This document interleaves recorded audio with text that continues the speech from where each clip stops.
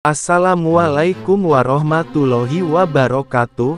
Di sini ada banyak cerita tentang Abu Nawas yang bikin kita tertawa ataupun terinspirasi dengan kisah tengilnya.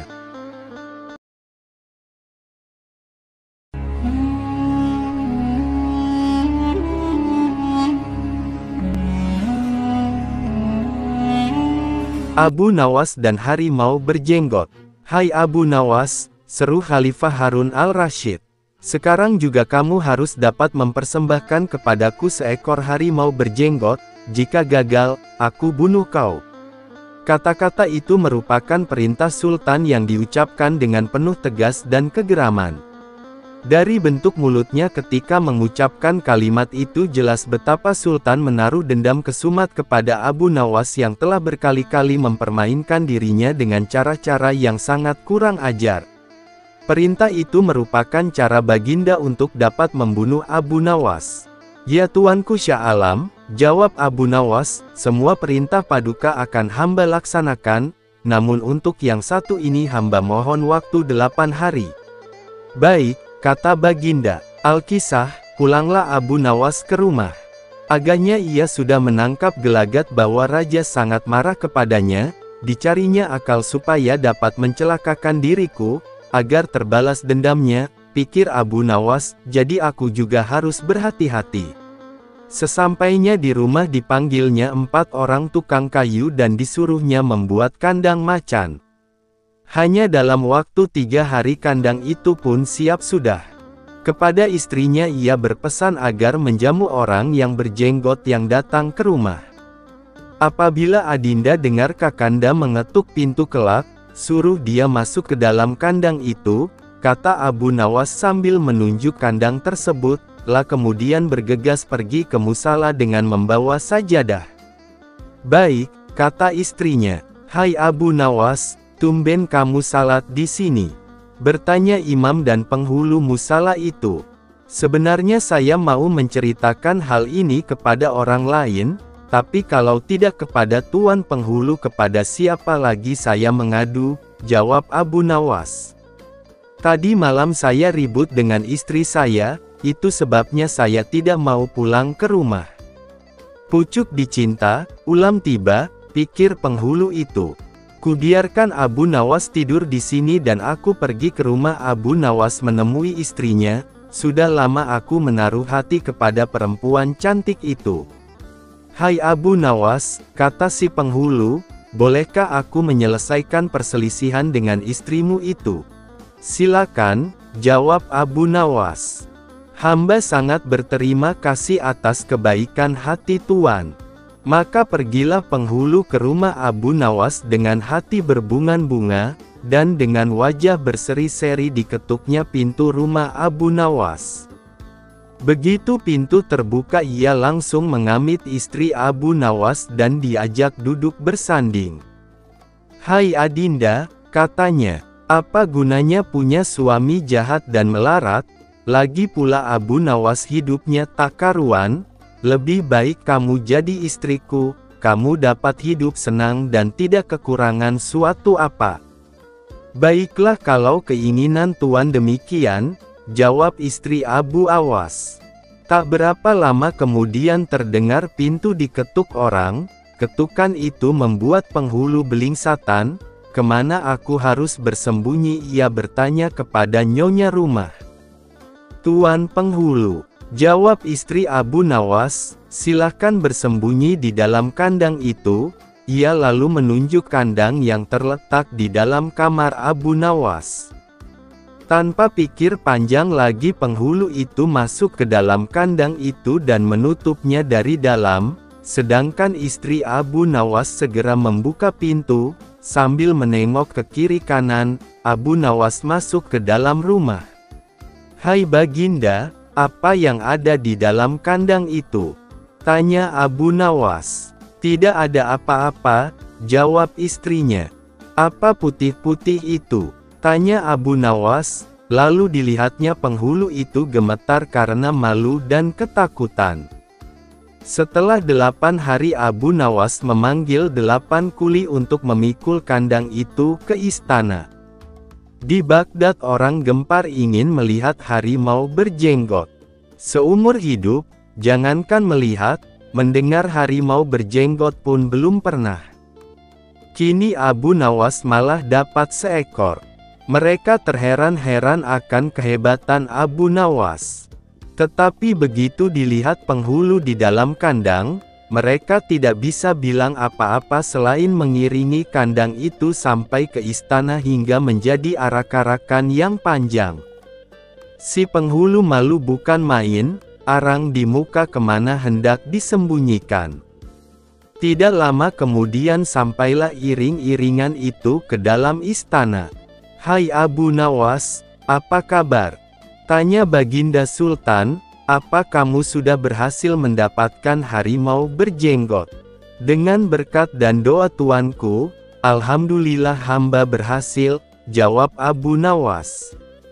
Maka dibawalah kandang itu ke hadapan Baginda. Ketika Baginda hendak melihat harimau tersebut, si penghulu memalingkan mukanya ke arah lain dengan muka merah padam karena malu, akan tetapi kemanapun ia menoleh, ke situ pula Baginda memelototkan matanya. Tiba-tiba Baginda menggeleng-gelengkan kepala dengan takjub, sebab menurut penglihatan beliau yang ada di dalam kandang itu adalah penghulu musala. Abu Nawas buru-buru menimpali, "Ya tuanku, itulah harimau berjenggot." Tapi Baginda tidak cepat tanggap, beliau termenung sesaat. Kenapa penghulu dikatakan harimau berjenggot? Tiba-tiba Baginda bergoyang ke kiri dan ke kanan seperti orang berdoa. "Hem, oh penghulu. Ya tuanku Syah Alam," kata Abu Nawas, "perlukah hamba memberitahukan kenapa hamba dapat menangkap harimau berjenggot ini di rumah hamba sendiri?" "Ya, ujar Baginda sambil menoleh ke kandang itu dengan mata berapi-api, "Ya aku maklum sudah." Bukan main murka Baginda kepada penghulu itu, sebab ia yang semestinya menegakkan hukum, ia pula yang melanggarnya, ia telah berkhianat. Baginda segera memerintahkan punggawa mengeluarkan penghulu dari kandang dan diarak keliling pasar setelah sebelumnya dicukur segi empat, agar diketahui oleh seluruh rakyat betapa aibnya orang yang berkhianat. Abu Nawas dan kisah 6 ekor lembu yang pandai bicara. Pada suatu hari, Sultan Harun al-Rasyid memanggil Abu Nawas menghadap ke istana. Kali ini Sultan ingin menguji kecerdikan Abu Nawas. Sesampainya di hadapan Sultan, Abu Nawas pun menyembah. Dan Sultan bertitah, "Hai, Abu Nawas, aku menginginkan 6 ekor lembu berjenggot yang pandai bicara, bisakah engkau mendatangkan mereka dalam waktu seminggu? Kalau gagal, akan aku penggal lehermu." "Baiklah, tuanku Syah Alam," hamba junjung tinggi titah tuanku. Semua punggawa istana yang hadir pada saat itu, berkata dalam hati, "Mampuslah kau Abu Nawas." Abu Nawas bermohon diri dan pulang ke rumah. Begitu sampai di rumah, ia duduk berdiam diri merenungkan keinginan Sultan. Seharian ia tidak keluar rumah, sehingga membuat tetangga heran. Lah baru keluar rumah persis setelah seminggu. Kemudian, Abu Nawas, batas waktu yang diberikan Sultan kepadanya. Lah segera menuju kerumunan orang banyak. Tanyalah pada mereka, "Hari apa sekarang?" Orang-orang jawab Abu Nawas, "Hari ini hari apa?" Ketika Sultan orang-orang yang menjawab benar, orang-orang itu memberikan jawaban berbeda-beda. Yang menjawab maka berujarlah Abu Nawas, "Jika mereka manusia, tidak ada seorang pun yang menjawab dengan benar." Apalagi jika tuanku menanyakan hari yang kepada mereka, akan tambah pusing saja mereka tidak bisa menjawab. Manusia atau hewan begitu mereka ini. Mari kita menghadap lembu berjenggot yang pandai bicara mencari tahu kebenaran yang sesungguhnya. Sultan heran melihat Abu Nawas pandai melepaskan diri dari istana Baghdad dipenuhi warga masyarakat yang pun memberikan hadiah 5.000 dinar kepada Abu Nawas. Lembu berjenggot. Abu Nawas dan mimpi indah di depan pendeta dan seorang rahib berencana memperdayai Abu Nawas dan duduk dengan rencana pun disusun rapi dan mereka segera bertandang ke rumah Abu Nawas yang disambut baik oleh yang punya rumah. Kami ingin mengajakmu melakukan pengembaraan suci. Abu Nawas pun menunjuk Abu Nawas orang yang dibawanya itu. Engkau tidak keberatan dan dapat bergabung bersama kami, ujar si rahib sambil melirik pada kawan di sebelahnya. Dengan senang hati aku akan ikut. Kapan rencananya? Tanya Abu Nawas. Besok pagi, ujar si pendeta gembira. Baiklah, kita bertemu di warung teh besok, ujar Abu Nawas. Demikianlah keesokan harinya Abu Nawas beserta 2 orang yang mengajaknya ini berangkat bersama. Mereka berpakaian dengan cara yang khas. Abu Nawas dengan pakaian sufi, si pendeta dengan baju kebesarannya, dan si rahib dengan pakaian keagamaannya. Di tengah perjalanan mereka bertiga mulai merasa lapar. Hai Abu Nawas, karena kita sudah lapar dan kebetulan kita tidak membawa bekal, ada baiknya engkau mengumpulkan derma untuk membeli makanan bagi kita bertiga. Kami berdua akan melakukan kebaktian, ujar si pendeta. Tanpa berpikir panjang, Abu Nawas langsung beranjak pergi mencari dan mengumpulkan derma dari satu dusun ke dusun yang lain. Setelah dirasa derma yang diterima mencukupi, Abu Nawas langsung membeli makanan yang cukup untuk mereka bertiga. Abu Nawas pun kembali kepada 2 temannya yang tengah melakukan kebaktian. Mari kita bagi makanan ini sekarang juga, ujar Abu Nawas yang memang sudah sangat lapar. Jangan dibuka sekarang, karena kami sedang berpuasa, ujar sang rahib. Tapi aku hanya akan mengambil bagianku saja. Sedang bagian kalian terserah kalian, ujar Abu Nawas. Aku tidak setuju. Kita harus seiring seirama dalam berbuat apapun, ujar si pendeta. Betul, aku juga tidak setuju. Karena waktu makanku besok pagi, ujar si rahib yang ahli yoga menimpali. Tentu saja Abu Nawas sangat gusar mendengar pernyataan kedua orang itu. Perutnya yang keroncongan memaksanya kembali memprotes. Bukankah aku yang kalian suruh mencari derma dan sudah kukumpulkan derma itu dan sekarang telah kubelikan makanan? Mengapa kalian tidak mengizinkan aku mengambil bagianku sendiri? Sungguh tidak masuk akal, ujar Abu Nawas memprotes. Namun 2 orang itu tetap teguh pada pendiriannya sekalipun Abu Nawas dengan segala macam cara menjelaskan, tetap saja si rahib dan pendeta bergeming. Hal ini membuat Abu Nawas dongkol bukan main. Tapi karena dirasa tidak ada gunanya menentang 2 orang yang sudah bersekongkol itu, Abu Nawas pun memilih diam. Bagaimana kalau kita buat perjanjian? Ujar sang pendeta tiba-tiba. Perjanjian apa? Tanya Abu Nawas. Kita adakan lomba. Siapa yang nanti malam bermimpi paling indah, maka dia berhak atas bagian makanan yang lebih banyak. Sedang yang kedua mendapat bagian lebih sedikit.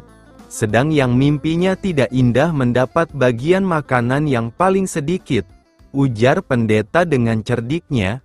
Karena sudah dongkol dan kesal, Abu Nawas menyetujui saja perjanjian itu. Begitu pagi sudah tiba mereka bertiga.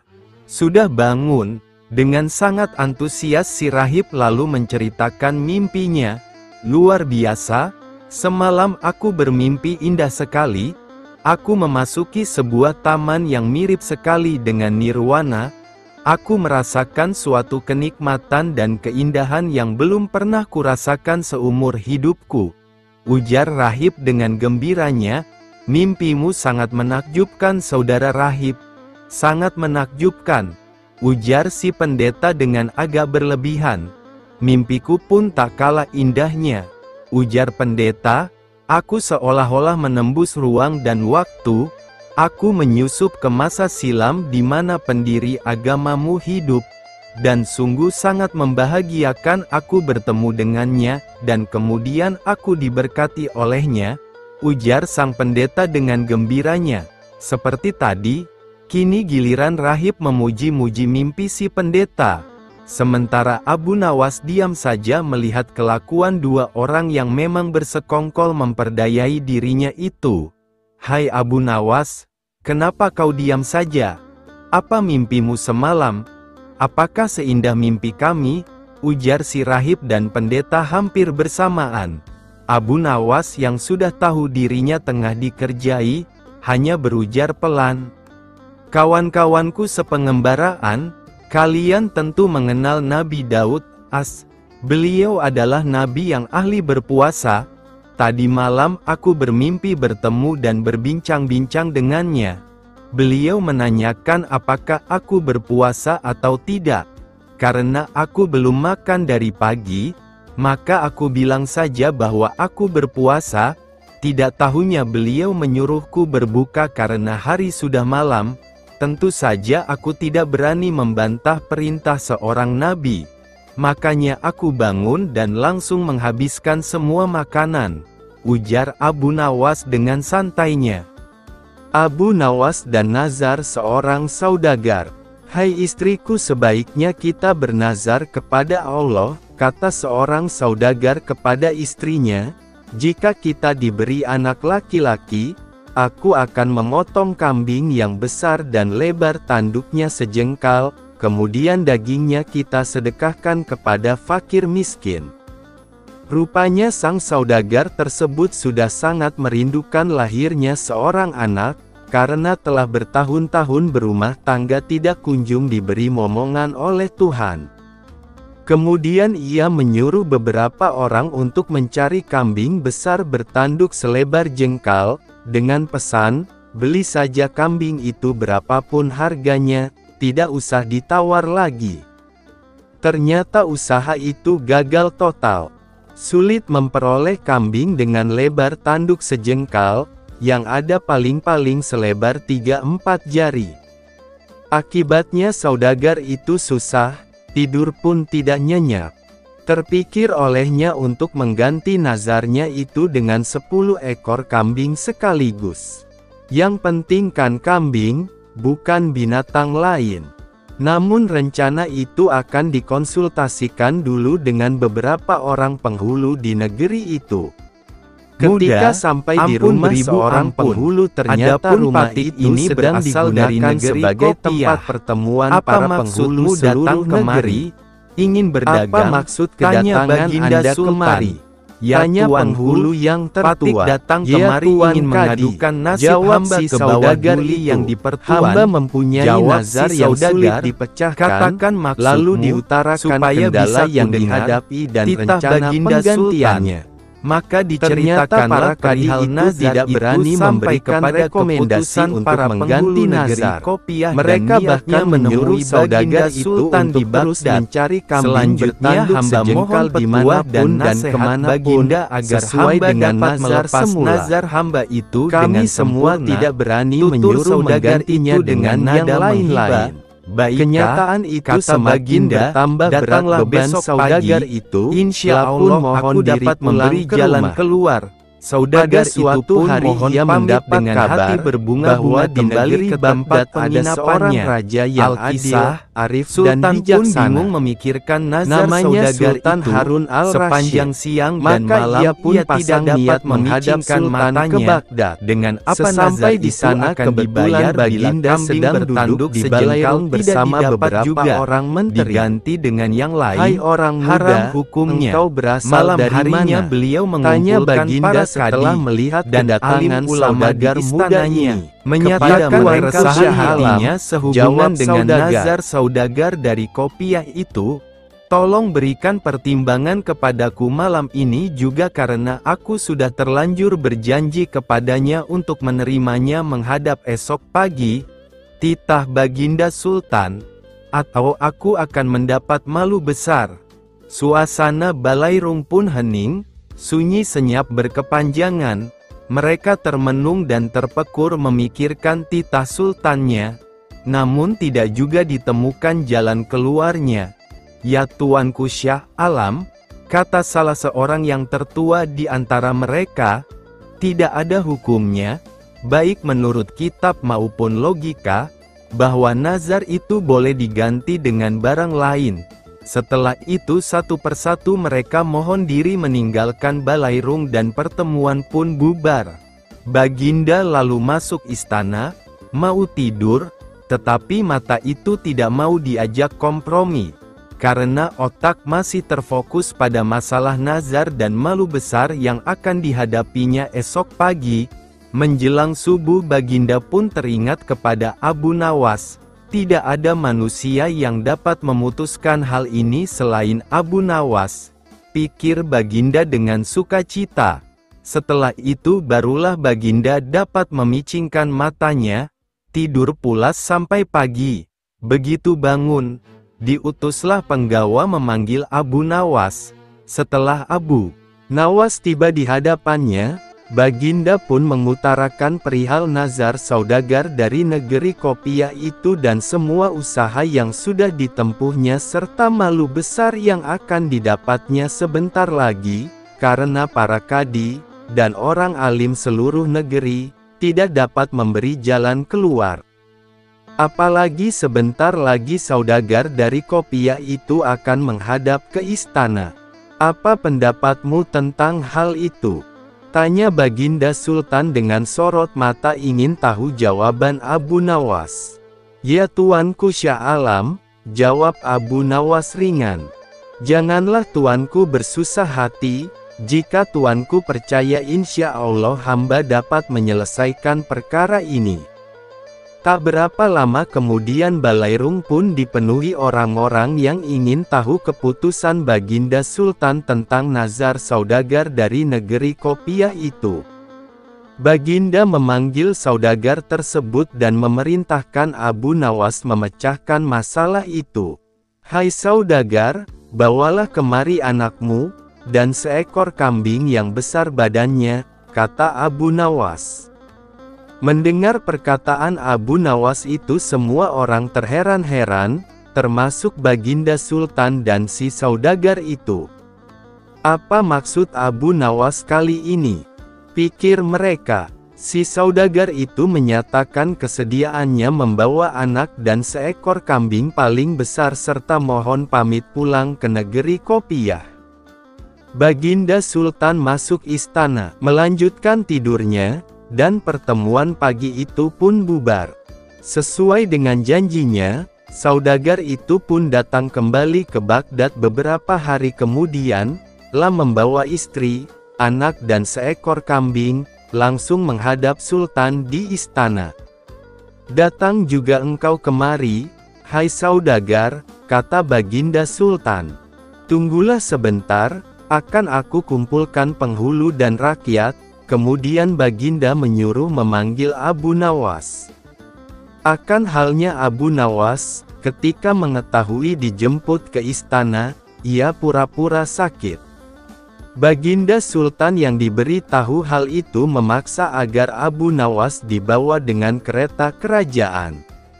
Maka berangkatlah Abu Nawas ke istana dengan mengendarai kereta kencana yang ditarik 2 ekor kuda. "Mengapa kamu terlambat datang kemari?" tanya Baginda Sultan. "Ya Tuanku, Patik terlambat datang karena Patik sakit kaki," jawab Abu Nawas. "Hai Abu Nawas," kata Sultan, "saat ini telah datang kemari saudagar itu bersama istri, anak dan seekor kambing yang besar badannya. Coba selesaikan masalah ini dengan baik." "Baiklah," kata Abu Nawas, "akan hamba selesaikan masalah ini." Bukan main senang hati Baginda mendengar jawaban itu. Abu Nawas menarik kambing dan anak saudagar itu. Jari tangan kiri anak tersebut dijengkalkan ke tanduk kambing dan ternyata sama panjangnya. Baginda Sultan dan seluruh yang hadir di Balairung heran memikirkan ulah Abu Nawas. "Ya tuanku, hamba mohon ampun," kata Abu Nawas. "Jika hamba tidak salah ingat, saudagar itu mengatakan bahwa lebar tanduk kambing itu sejengkal. Karena yang dinazarkan anak ini, jari anak inilah yang hamba jengkalkan ke tanduk kambing itu, dan ternyata pas benar. Jadi kambing ini boleh disembelih untuk membayar nazar. Itulah pendapat hamba. Jika salah, hamba serahkan keputusannya kepada Baginda dan semua orang yang hadir di sini." "Pendapat Abu Nawas aku kira benar," kata Baginda Sultan. Dengan sangat meyakinkan. Bukan main senang hati saudagar itu karena ia dapat membayar lunas nazarnya. Maka diberikanlah hadiah kepada Abu Nawas berupa uang 100 dirham, kemudian ia mohon pamit kepada Sultan, pulang ke negerinya. Memindahkan istana raja. Baginda Raja baru saja membaca kitab tentang kehebatan Raja Sulaiman yang mampu memerintahkan para jin untuk memindahkan singgasana Ratu Bilqis di dekat istananya. Baginda tiba-tiba merasa tertarik. Hatinya mulai tergelitik untuk melakukan hal yang sama. Mendadak beliau ingin istananya dipindahkan ke atas gunung agar bisa lebih leluasa menikmati pemandangan di sekitar. Dan bukankah hal itu tidak mustahil bisa dilakukan karena ada Abu Nawas yang amat cerdik di negerinya? Tanpa membuang waktu, Abu Nawas segera dipanggil untuk menghadap Baginda Raja Harun al-Rasyid. Setelah Abu Nawas dihadapkan, Raja pun berkata kepada Abu Nawas, "Abu Nawas, engkau harus memindahkan istanaku ke atas gunung agar aku lebih leluasa melihat negeriku," kata Baginda sambil melirik reaksi Abu Nawas. Abu Nawas tidak langsung menjawab, ia berpikir sejenak hingga keningnya berkerut. Tidak mungkin menolak perintah Baginda kecuali kalau memang ingin dihukum. Akhirnya Abu Nawas terpaksa menyanggupi proyek raksasa itu. Ada satu lagi, permintaan dari Baginda, yakni pekerjaan itu harus diselesaikan hanya dalam waktu sebulan. Abu Nawas pun pulang dengan hati yang bingung. Setiap malam ia hanya berteman dengan rembulan dan bintang-bintang. Hari-hari dilewatinya dengan kegundahan. Tak ada hari yang lebih berat dalam hidup Abu Nawas kecuali hari-hari itu. Tetapi pada hari ke-9 ia tidak lagi merasa gundah gulana. Keesokan harinya Abu Nawas menuju istana, menghadap Baginda untuk membahas pemindahan istana. Dengan senang hati Baginda Raja pun mendengarkan apa yang ingin dikatakan Abu Nawas. "Ampun tuanku, hamba datang ke sini hanya untuk mengajukan usul untuk memperlancar pekerjaan hamba nanti," kata Abu Nawas. "Apa usul itu?" tanya Baginda. "Hamba akan memindahkan istana Paduka yang mulia tepat pada hari raya Idul Kurban yang kebetulan hanya kurang 20 hari lagi," kata. "Hamba akan memindahkan istana Paduka yang mulia tepat pada hari raya Idul Kurban yang kebetulan hanya kurang 20 hari lagi," kata Abu Nawas. "Kalau hanya itu usulmu, baiklah," kata Baginda. "Satu lagi Baginda," Abu Nawas menambahkan. "Apa lagi?" tanya Baginda.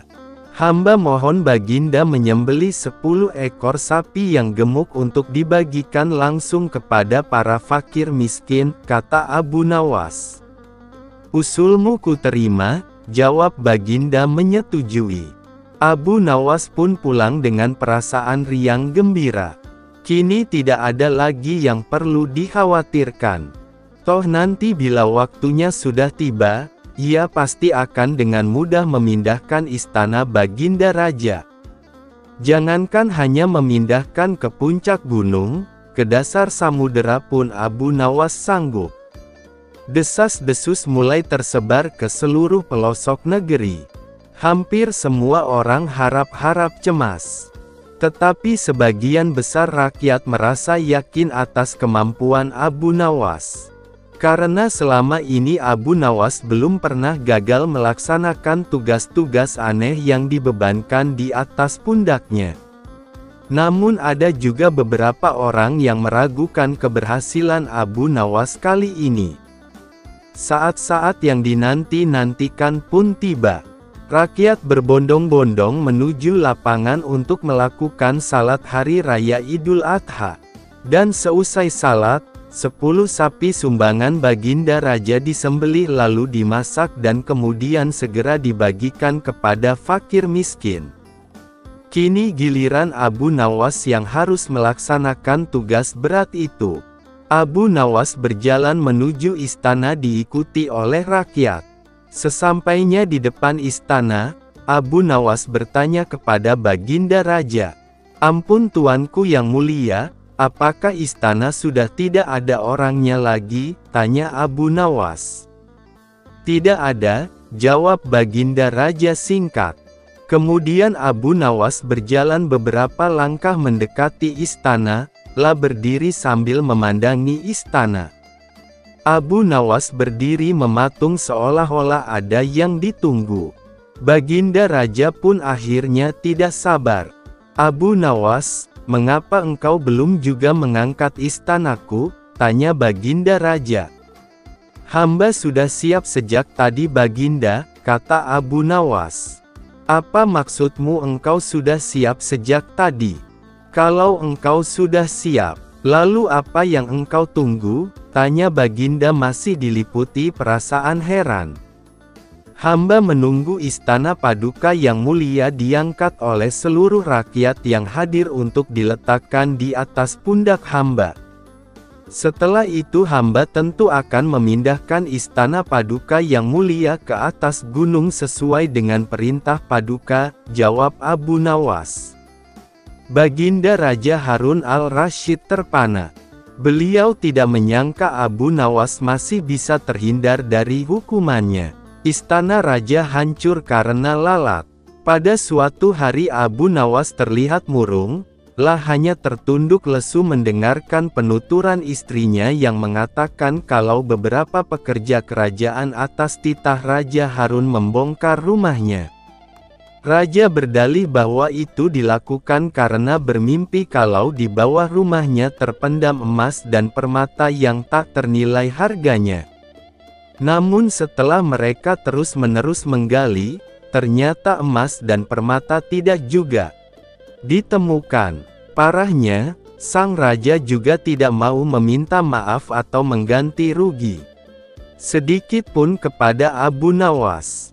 Karena itulah Abu Nawas sakit hati dan memendam rasa dendam kepada perusak rumahnya. Lama Abu Nawas memeras otak, namun belum juga ia menemukan muslihat untuk membalas perbuatan Baginda. Makanan yang dihidangkan istrinya pun tidak dimakan karena nafsu makannya telah sirna. Keesokan harinya Abu Nawas melihat banyak lalat-lalat mulai menyerbu makanannya, yang sudah mulai basi. Begitu melihat lalat-lalat itu berterbangan, Abu Nawas tiba-tiba saja tertawa riang seolah mendapatkan ide. "Tolong ambilkan kain penutup untuk makananku dan sebatang besi," kata Abu Nawas kepada istrinya.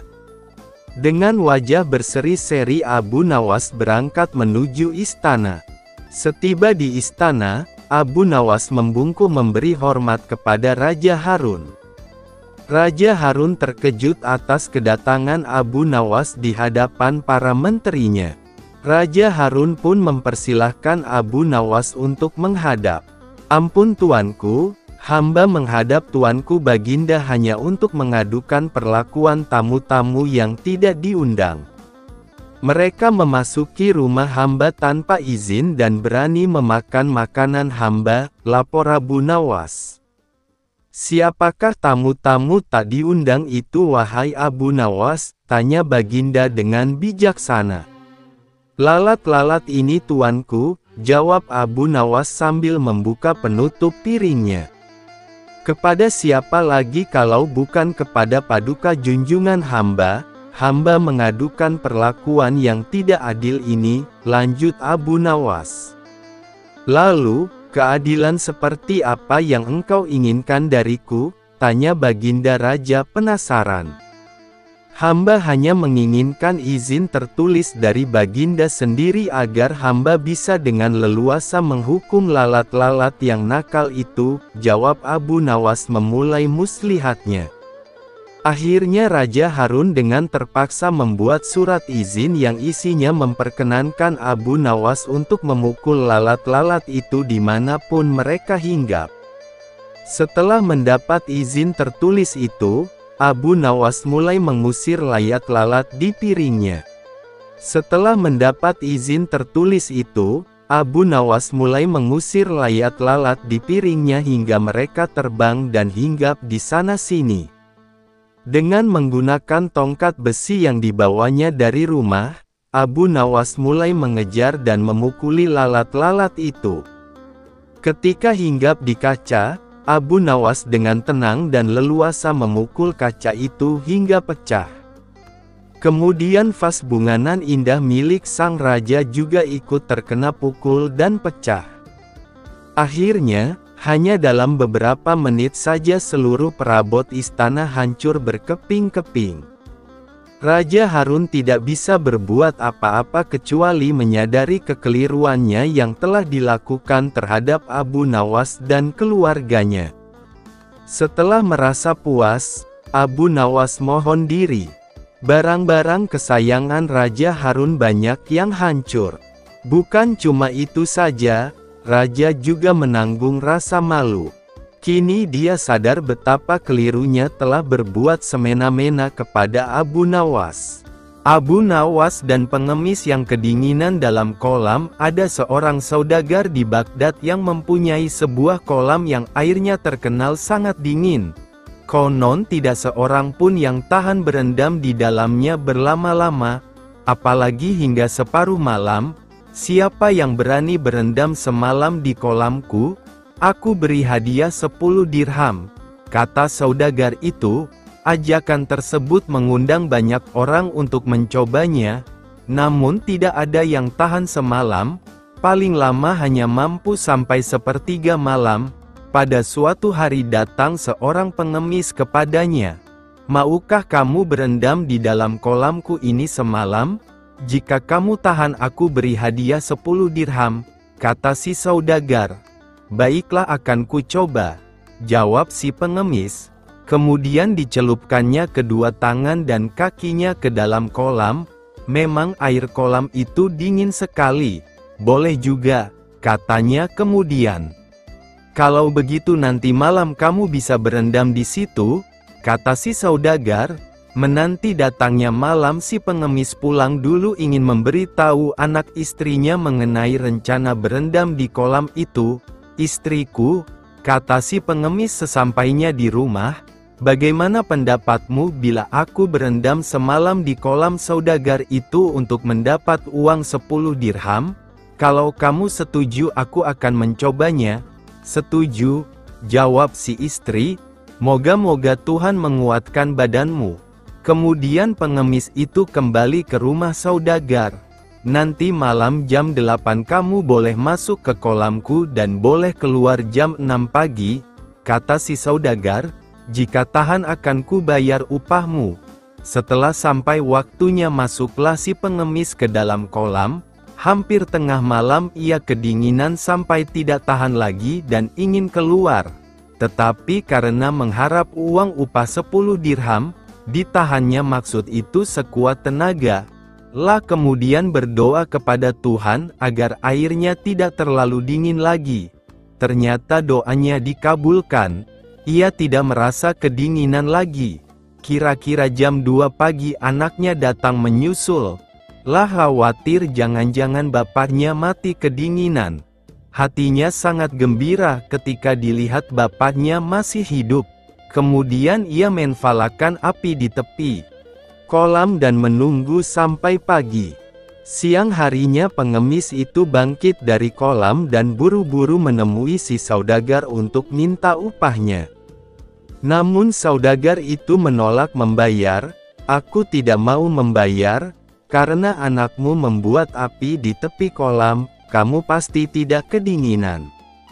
Namun si pengemis tidak mau kalah. "Panas api itu tidak sampai ke badan saya, selain apinya jauh, saya kan berendam di air, masak api bisa masuk ke dalam air. Aku tetap tidak mau membayar upahmu," kata saudagar itu ngotot. "Sekarang terserah kamu, mau melapor atau berkelahi denganku, aku tunggu." Dengan perasaan gondok pengemis itu pulang ke rumah. Sudah kedinginan setengah mati, tidak dapat uang lagi, pikirnya, lah kemudian mengadukan penipuan itu kepada seorang hakim.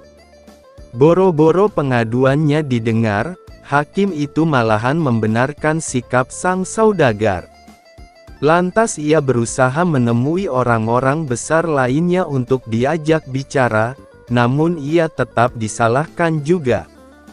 "Kemana lagi aku akan mengadukan nasibku ini?" kata si pengemis dengan nada putus asa. "Ya Allah, Engkau jugalah yang tahu nasib hambamu ini, mudah-mudahan tiap-tiap orang yang benar Engkau menangkan." Doanya dalam hati. La pun berjalan mengikuti langkah kakinya dengan perasaan yang semakin dongkol. Dengan takdir Allah, ia bertemu dengan Abu Nawas di sudut jalan. "Hai, hamba Allah," tanya Abu Nawas, ketika melihat pengemis itu tampak sangat sedih. "Mengapa Anda kelihatan murung sekali, padahal udara sedemikian cerah?" "Memang benar hamba sedang dirundung malang," kata si pengemis. Lantas diceritakan musibah yang menimpa si pengemis sambil mengadukan nasibnya. "Jangan sedih lagi," kata Abu Nawas ringan. "Insya Allah, aku dapat membantu menyelesaikan masalahmu.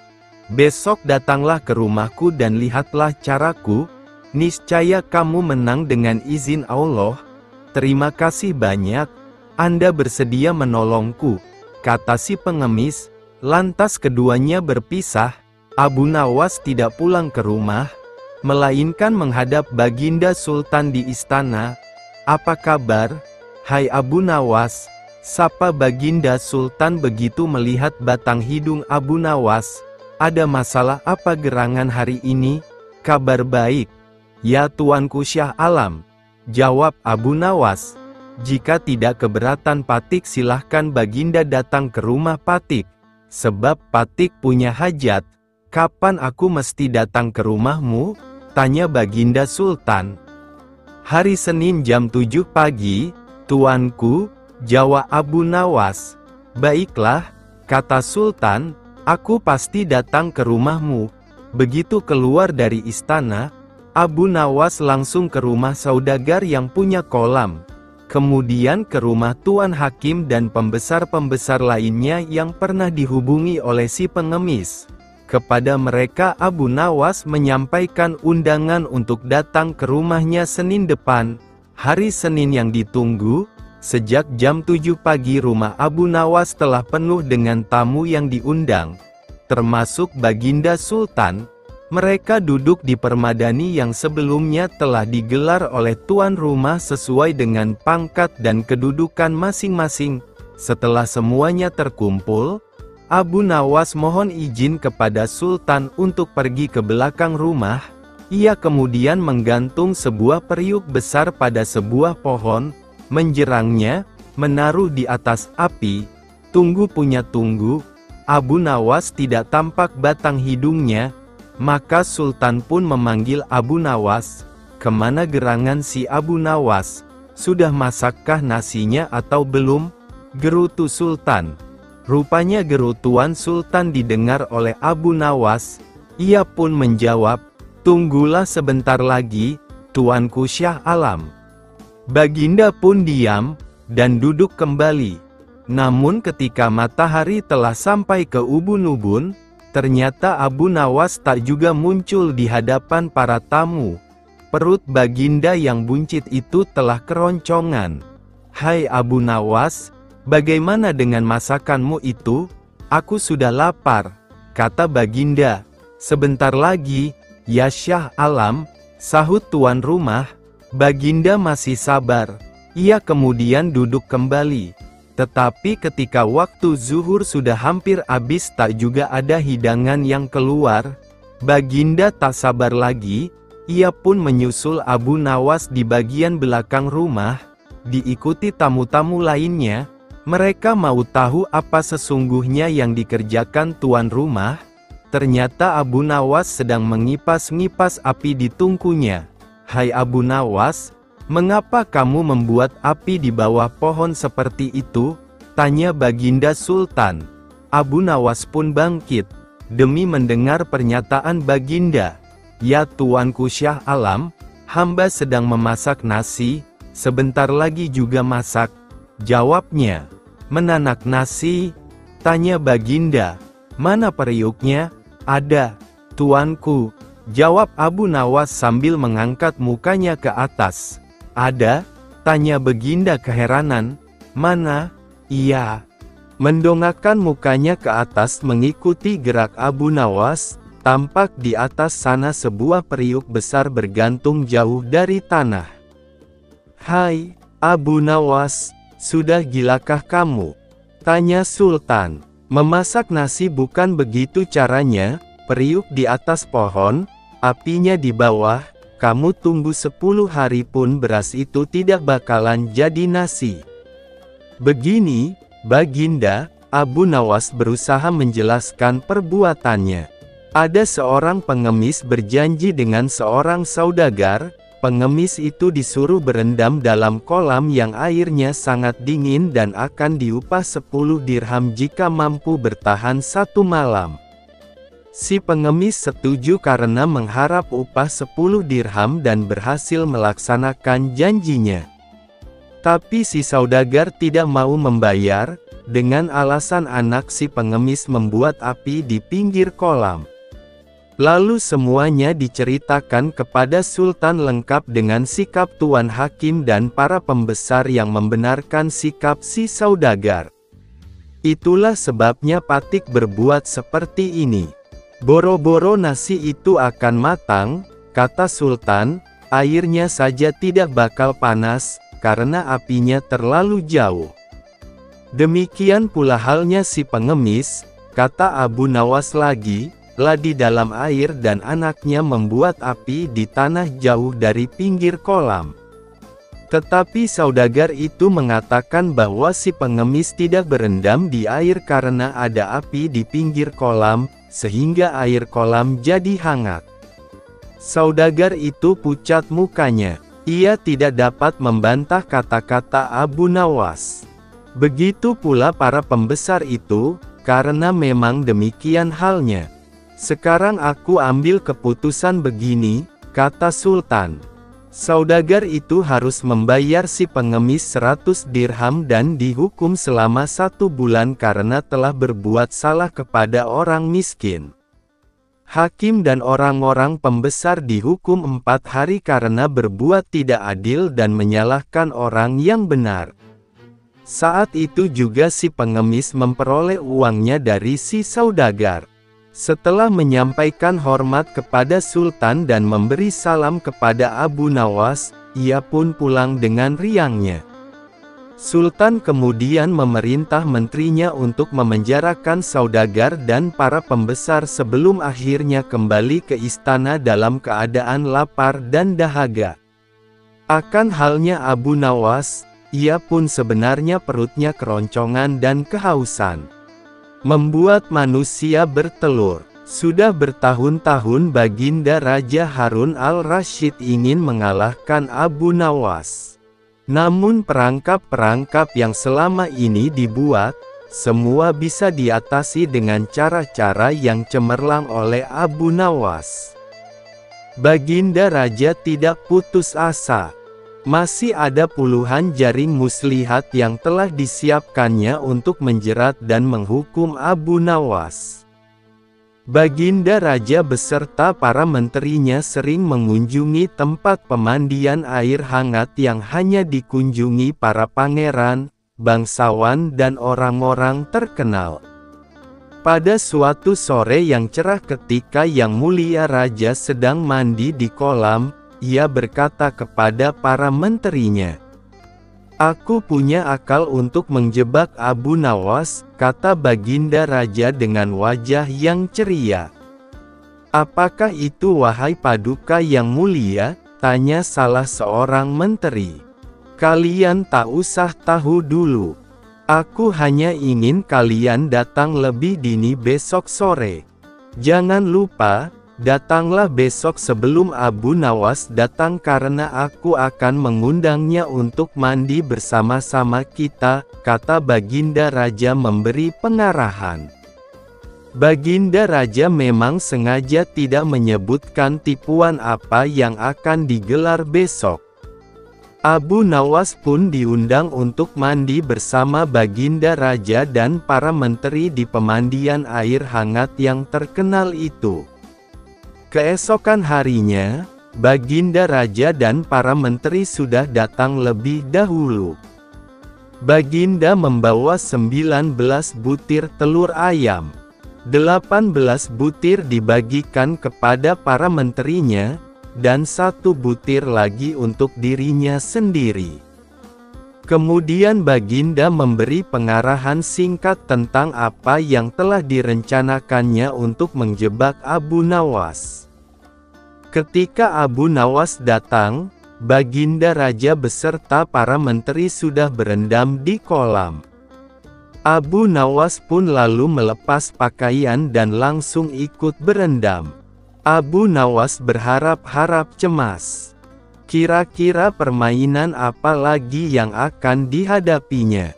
Mungkin permainan kali ini lebih berat karena Baginda Raja tidak memberi waktu untuk berpikir.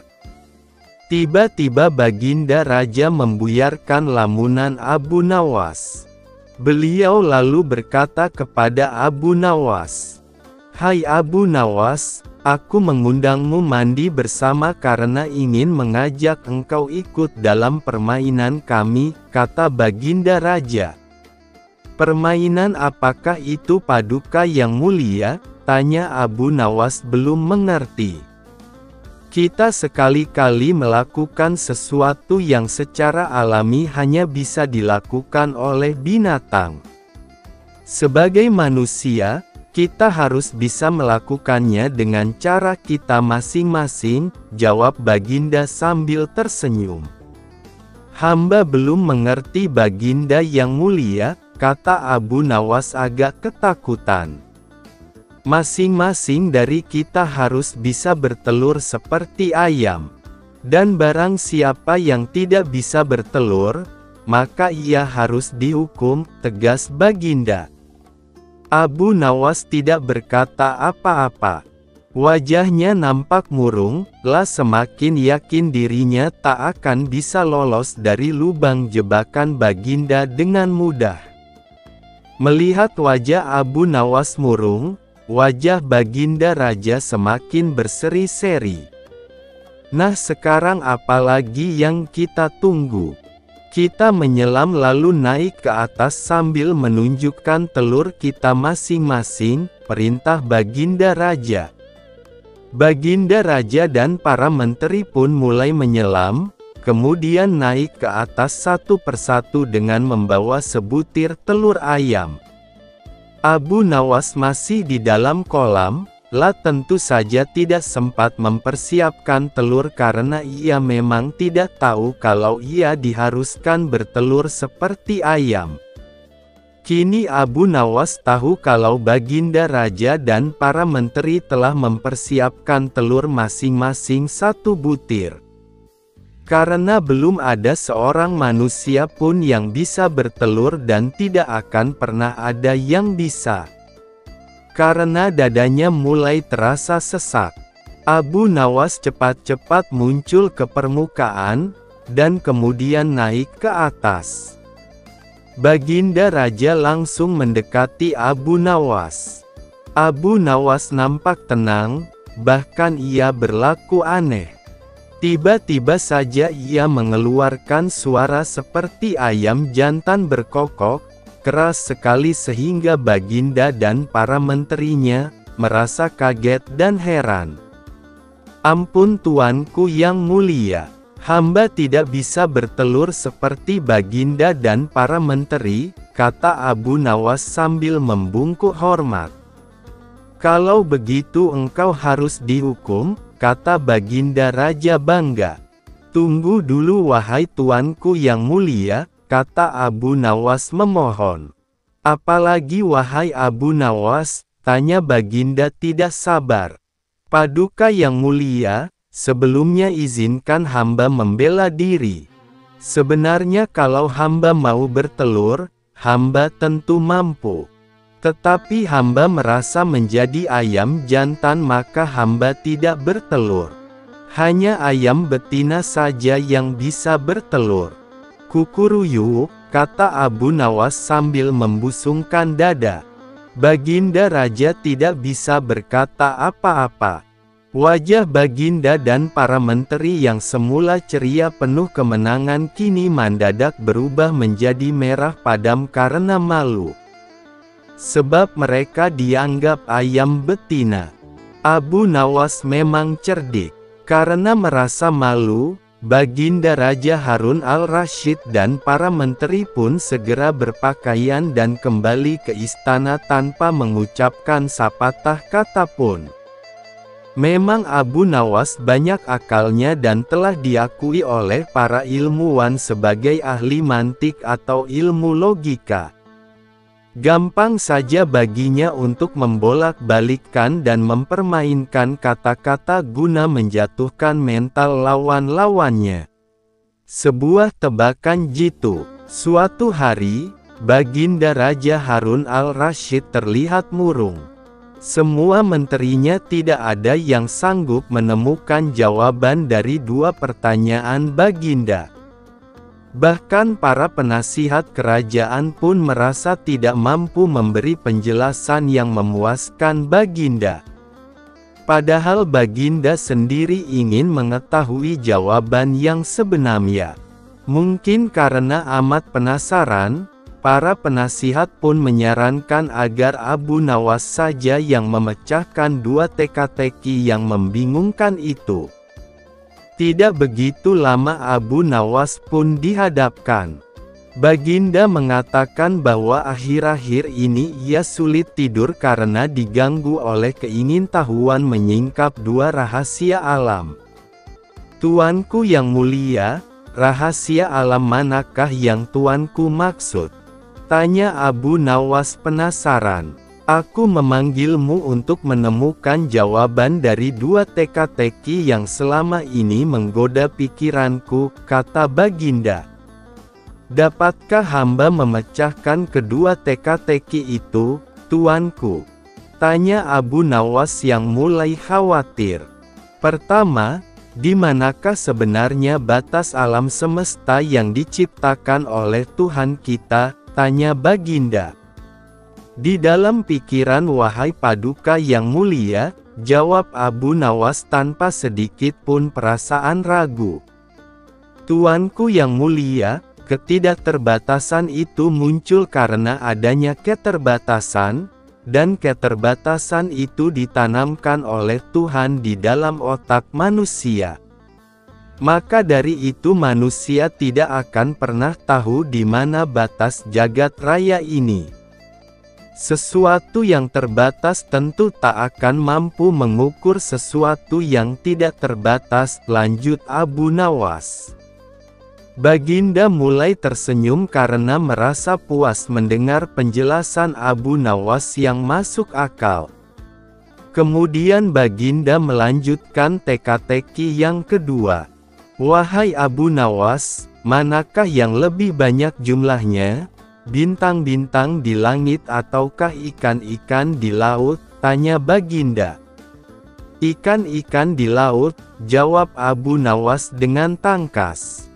Bagaimana kau bisa langsung memutuskan begitu?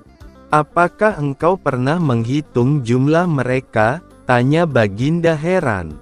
Paduka yang mulia, bukankah kita semua tahu bahwa ikan-ikan itu setiap hari ditangkapi dalam jumlah besar?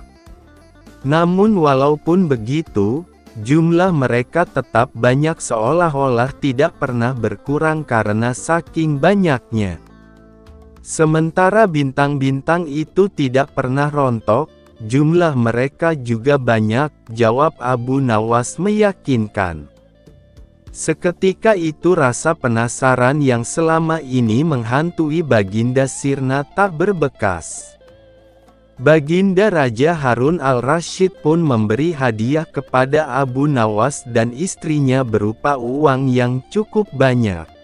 Mengambil mahkota dari surga. Tidak seperti biasa hari itu Baginda tiba-tiba ingin menyamar menjadi rakyat biasa. Beliau ingin menyaksikan kehidupan di luar istana tanpa sepengetahuan siapapun agar lebih leluasa bergerak. Baginda mulai keluar istana dengan pakaian yang amat sederhana layaknya seperti rakyat jelata. Di sebuah perkampungan beliau melihat beberapa orang berkumpul. Setelah Baginda mendekat, ternyata seorang ulama sedang menyampaikan kuliah tentang alam barzah. Tiba-tiba ada seorang yang datang dan bergabung di situ. Bertanya kepada ulama itu. Kami menyaksikan orang kafir pada suatu waktu dan mengintip kuburnya, tetapi kami tiada mendengar mereka berteriak dan tidak pula melihat penyiksaan-penyiksaan yang katanya sedang dialaminya. Maka bagaimana cara membenarkan sesuatu yang tidak sesuai dengan yang dilihat mata? Tanya orang itu. Ulama itu berpikir sejenak kemudian ia berkata, untuk mengetahui yang demikian itu harus dengan panca indera yang lain. Ingatkan kamu dengan orang yang sedang tidur. Dia kadangkala bermimpi dalam tidurnya digigit ular, diganggu dan sebagainya, juga merasa sakit dan takut ketika itu, bahkan memekik dan keringat bercucuran pada keningnya, merasakan hal semacam itu seperti ketika tidak tidur. Sedangkan engkau yang duduk di dekatnya menyaksikan keadaannya seolah-olah tidak ada apa-apa, padahal apa yang dilihat serta dialaminya adalah dikelilingi ular-ular. Maka jika masalah mimpi yang remeh saja sudah tidak mampu mata lahir melihatnya, mungkinkah engkau bisa melihat apa yang terjadi di alam barzah? Jelas sang ularna. Baginda Raja terkesan dengan penjelasan ulama itu. Baginda masih ikut mendengarkan kuliah itu. Kini ulama itu melanjutkan kuliahnya tentang alam akhirat. Dikatakan bahwa di surga tersedia hal-hal yang amat disukai nafsu, termasuk benda-benda. Salah satu benda itu adalah mahkota yang amat luar biasa indahnya. Tak ada yang lebih indah dari barang-barang di surga karena barang-barang itu tercipta dari cahaya. Saking indahnya, sebuah mahkota di surga jauh lebih bagus daripada dunia beserta isinya. Baginda pun makin terkesan. Beliau lalu pulang kembali ke istana karena sudah tidak sabar ingin menguji kemampuan Abu Nawas. Baginda pun memerintahkan menterinya untuk memanggil Abu Nawas ke hadapannya. Aku ingin engkau pergi ke surga sekarang juga dan membawakanku mahkota surgawi yang konon katanya tercipta dari cahaya itu. Bersediakah engkau, Abu Nawas? Tanya Baginda Raja. Sanggup Paduka yang mulia, jawab Abu Nawas langsung menyanggupi tugas yang mustahil dilaksanakan itu. Tetapi Baginda harus menyanggupi pula satu syarat yang akan hamba ajukan, lanjut Abu Nawas dengan percaya diri. Sebutkan syarat itu, tegas Baginda Raja. Hamba mohon Baginda menyediakan pintunya agar hamba bisa memasukinya, kata Abu Nawas. Pintu apa? Tanya Baginda belum mengerti. Pintu alam akhirat, jawab Abu Nawas. Apa itu? Tanya Baginda ingin tahu. Hari kiamat, wahai Baginda Raja yang mulia. Setiap alam memiliki pintu. Pintu menuju alam dunia adalah rahim ibu, pintu menuju alam barzah adalah kematian. Dan pintu menuju akhirat adalah hari kiamat. Abu Nawas menjelaskan kepada Baginda Raja. Surga itu ada di akhirat. Kalau Baginda masih menghendaki hamba mengambil mahkota dari surga, maka dunia ini harus kiamat dulu, lanjut Abu Nawas. Mendengar penjelasan Abu Nawas, Baginda Raja pun terdiam. Di sela-sela kebingungannya, Abu Nawas bertanya lagi kepada Baginda Raja. Masihkah Baginda menginginkan mahkota dari surga? Tanya Abu Nawas. Baginda Raja tidak menjawab, beliau hanya diam 1000 bahasa. Sejenak kemudian Abu Nawas pun mohon diri karena ia sudah tahu jawabannya. Membangun istana di awan. Abu Nawas belum kembali. Kata istrinya ia bersama seorang pendeta dan seorang ahli yoga sedang melakukan pengembaraan suci. Padahal saat itu Baginda amat membutuhkan bantuan Abu Nawas. Beberapa hari terakhir ini Baginda merencanakan membangun istana di awang-awang, karena sebagian besar raja-raja negeri sahabat telah membangun bangunan-bangunan yang luar biasa. Baginda pun tidak ingin menunggu Abu Nawas lebih lama lagi. Beliau lalu mengutus beberapa orang kepercayaannya untuk mencari Abu Nawas. Namun mereka tidak berhasil menemukan Abu Nawas, karena Abu Nawas ternyata sudah berada di rumah ketika mereka baru berangkat. Abu Nawas lalu menghadap Baginda Raja Harun al-Rasyid. Baginda pun amat riang. Saking gembiranya, beliau mengajak Abu Nawas bergurau. Setelah saling tukar-menukar cerita lucu, Baginda pun mulai mengutarakan rencananya. Aku sangat ingin membangun istana di awang-awang agar aku lebih terkenal di antara raja-raja yang lain. Adakah kemungkinan keinginanku itu terwujud wahai Abu Nawas? Tanya Baginda Raja. Tidak ada yang tidak mungkin dilakukan di dunia ini Paduka yang mulia, jawab Abu Nawas berusaha mengikuti arah pembicaraan Baginda. Kalau menurut pendapatmu hal itu tidak mustahil diwujudkan, maka aku serahkan sepenuhnya tugas ini kepadamu, kata Baginda puas. Abu Nawas terkejut, ia menyesal telah mengatakan kemungkinan membuat istana di langit. Namun nasi telah menjadi bubur, kata-kata yang telah didengar Baginda tidak dapat ditarik kembali. Baginda memberi waktu Abu Nawas beberapa minggu. Rasanya tak ada yang lebih berat bagi Abu Nawas kecuali tugas yang diembannya sekarang. Jangankan membangun istana di langit, membangun sebuah gubuk kecil pun sudah merupakan hal yang mustahil dikerjakan. Hanya Tuhan saja yang mampu melakukannya, gumam Abu Nawas. Hari-hari berlalu seperti biasa. Tak ada yang dikerjakan Abu Nawas kecuali memikirkan bagaimana membuat Baginda merasa yakin kalau yang dibangun itu benar-benar istana di langit. Seluruh ingatannya dikerahkan dan dihubung-hubungkan.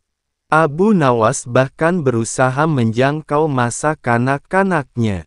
Sampai ia ingat bahwa dulu ia pernah bermain layang-layang. Dan inilah yang membuat Abu Nawas girang. Abu Nawas tidak menyia-nyiakan waktu lagi, bersama beberapa kawannya merancang layang-layang raksasa berbentuk persegi 4. Setelah rampung, Abu Nawas lalu melukis pintu-pintu, jendela-jendela dan omamen-omamen lainnya. Ketika semuanya selesai, Abu Nawas dan kawan-kawan menerbangkan layang-layang raksasa itu dari suatu tempat yang dirahasiakan. Begitu layang-layang raksasa berbentuk istana itu mengapung di angkasa, penduduk negeri gempar, Baginda Raja pun girang bukan kepalang. Benarkah Abu Nawas berhasil membangun istana di langit? Dengan tidak sabar, beliau didampingi beberapa orang pengawal bergegas menemui Abu Nawas. Abu Nawas pun berkata dengan bangga, "Paduka yang mulia, istana pesanan Paduka telah rampung," kata Abu Nawas merendah. "Hebat sekali engkau, Abu Nawas," kata sang raja memuji Abu Nawas. "Terima kasih Baginda yang mulia," kata Abu Nawas. "Lalu bagaimana caranya aku ke sana?" tanya Baginda. "Dengan tambang Paduka yang mulia," jawab Abu Nawas dengan tenang. "Kalau begitu siapkan tambang itu sekarang. Aku ingin segera melihat istanaku dari dekat," kata Baginda tidak sabar. "Maafkan hamba Paduka yang mulia. Hamba kemarin lupa memasang tambang itu, sehingga seorang kawan hamba tertinggal di sana dan tidak bisa turun," kata Abu Nawas mulai berkelit.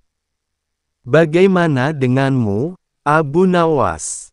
Dengan apa engkau turun ke bumi?" tanya Baginda. "Dengan menggunakan sayap Paduka yang mulia," jawab Abu Nawas dengan bangga.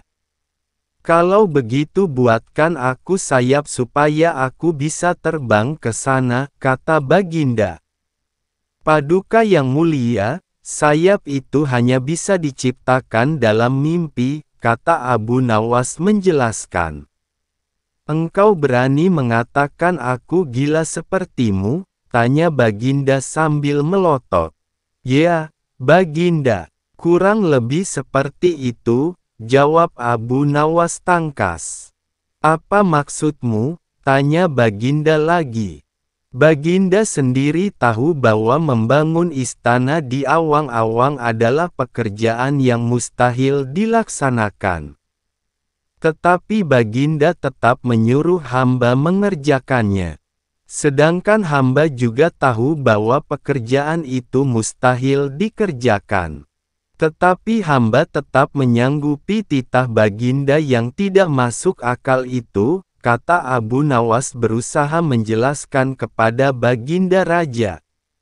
"Sebenarnya siapa di antara kita yang gila?" tanya Baginda mulai jengkel. "Saya rasa kami berdua gila, Yang Mulia," jawab Abu Nawas tanpa keraguan. Tanpa menoleh ke belakang, Baginda Raja kembali ke istana ditemani oleh para pengawalnya. Abu Nawas berdiri sendiri sambil menatap ke arah istana yang melayang di angkasa.